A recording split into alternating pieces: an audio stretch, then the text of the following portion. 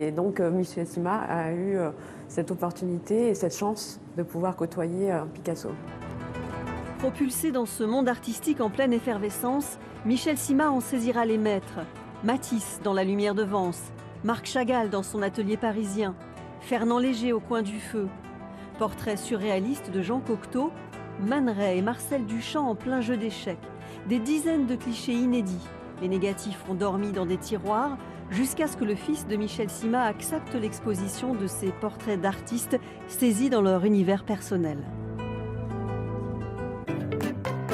Picasso, Duchamp, Chagall et d'autres peintres sont au cœur de cette nouvelle exposition de photographie située à la salle d'exposition du quai Antoine Ier. Organisée par la Direction des Affaires culturelles, elle met en lumière 65 clichés capturés par Michel Sima. Né en 1912, ce photographe démarre son travail sur le portrait d'artiste en 1940 lorsqu'il rencontre Pablo Picasso dans son atelier. En plus des visites traditionnelles de l'exposition, la Direction des Affaires culturelles organise des ateliers jeunesse pour les enfants âgés de 3 à 18 ans. Depuis le 30 septembre et jusqu'au 24 novembre, les jeunes ont la possibilité de participer à des stages pour exprimer leurs talents et leurs fibres artistiques. En fonction de leur âge, ils réaliseront des portraits à partir de leurs mains et dessineront les expressions du visage ou du corps à partir de formes géométriques. Pendant les vacances scolaires de la Toussaint, d'autres ateliers seront proposés avec un accent mis sur la nature, les jeux d'ombre et lumière ou les dégradés de couleurs, afin de sensibiliser la jeune génération.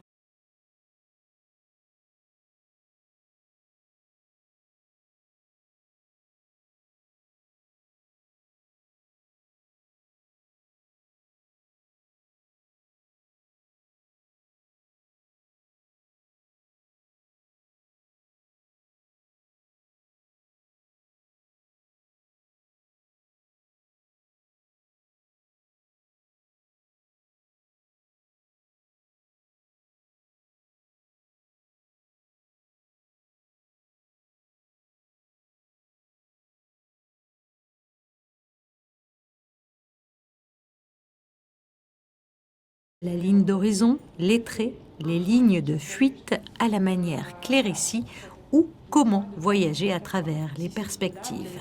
Il a travaillé beaucoup la ligne en noir, donc il fait d'abord la couleur et ensuite il va entourer avec cette ligne noire, mais il a surtout la capacité sur la perspective qui est très intéressante et qui est difficile, hein. Donc aujourd'hui c'est quand même un atelier qui demande de la rigueur, de l'observation. Le travail de Hubert Clérici justement, il emmène à cette profondeur, à cette clarté sur l'espace, sur les vues de Monaco aussi, parce que c'était aujourd'hui le thème sur Monaco d'antan, et Monaco d'antan c'est très important en fait pour notre culture, pour la culture de la principauté. Donc voilà, avec les proverbes aussi monégasques qu'on va regarder ensemble. La belle époque de Monaco avec le tramway, le casino, tellement de parcours en fait fantastiques de cette époque-là.